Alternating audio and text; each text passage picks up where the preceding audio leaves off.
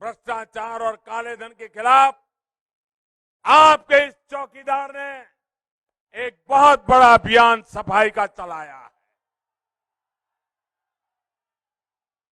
गरीब किसानों, मध्यम वर्ग से जुड़ी योजनाओं का जो पैसा खा जाते थे, अब उनकी दुकानें बंद हो गई है।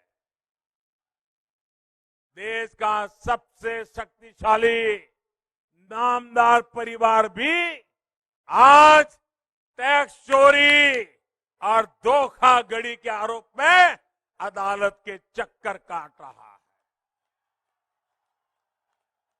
साथियों, देश को लूटने वालों को जो पहले मौज में थे, बड़े बड़े रक्षा सौदों में दलाली खाकर विदेश भगा दिए गए थे, ऐसे लोगों को उठा उठाकर भारत लाया जा रहा है और उनसे हिसाब लिया जा रहा है।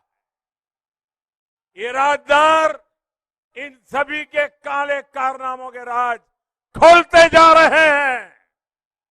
भाई और बहनों, आपके इस चाय वाले ने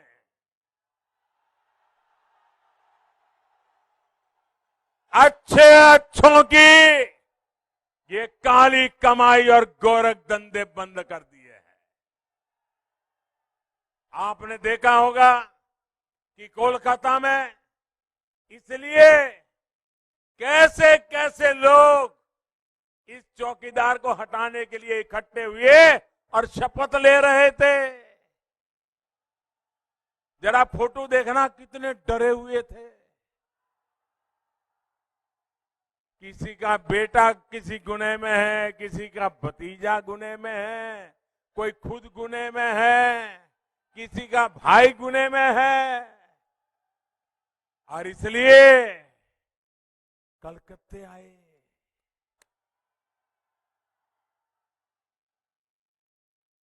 वो लोग 4 वर्ष पहले तक एक दूसरे का चेहरा देखना पसंद नहीं करते थे, जो चीख चीख कर एक दूसरे को जेल भेजने का ऐलान करते थे, वही गले लग रहे थे। काले कारनामों की चिट फंड से लेकर के रक्षा सौदों में धोखाधड़ी करने वालों को ये चौकीदार पसंद नहीं है। मैं आपको यहां पश्चिम बंगाल का ही एक और उदाहरण देता हूं। साथियों, रियल एस्टेट सेक्टर में काले धन को रोकने के लिए, कुछ बिल्डरों की मनमानी रोकने के लिए केंद्र सरकार ने रेरा कानून बनाया। लेकिन पश्चिम बंगाल सरकार इस कानून को अपने राज्य में लागू करने से घबरा रही है। अगर ये कानून लागू हो जाएगा तो अब जो नए फ्लैट, नए घर बिल्डर बना रहा है, वो उन्हें तय समय पर बनाकर देने पड़ेंगे। कोई भी काम कच्चे पक्के में नहीं होगा।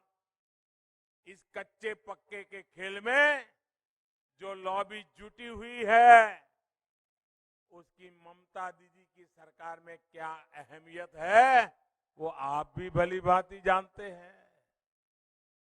ये चिटफंड हो, शारदा हो, पेंटिंग हो, सारे तार एक ही दरवाजे पर जा रहे हैं। भाई और बहनों, मुझे जो ये पानी पी पी करके कोसा जाता है, गालियां दी जाती है, उसकी वजह यही है कि मैं भ्रष्टाचार और काले धन के खिलाफ कार्रवाई कर रहा हूं। और इसी वजह से ये लोग इतना बौखला गए हैं कि जांच एजेंसियों तक उनको पश्चिम बंगाल आने से मना कर रहे हैं। अरे दीदी, अगर कुछ गलत किया नहीं है तो इतना डरने की भी जरूरत क्या है? अरे किस बात का डर लग रहा है रे?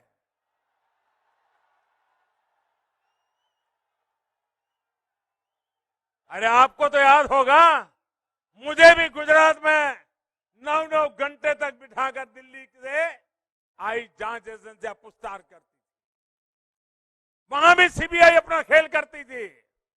उस समय की यूपीए की सरकार सीबीआई का दुरुपयोग हमारे खिलाफ करती थी, जो चाहे वो करवाती थी। लेकिन हमने कभी संस्थाओं को अपमानित नहीं होने दिया। हमने कभी गुजरात से सीबीआई को निकालने का निर्णय नहीं किया। हमने कहा और को लाना है तो ले आओ, हम ईमानदार है, हमें कुछ होता नहीं।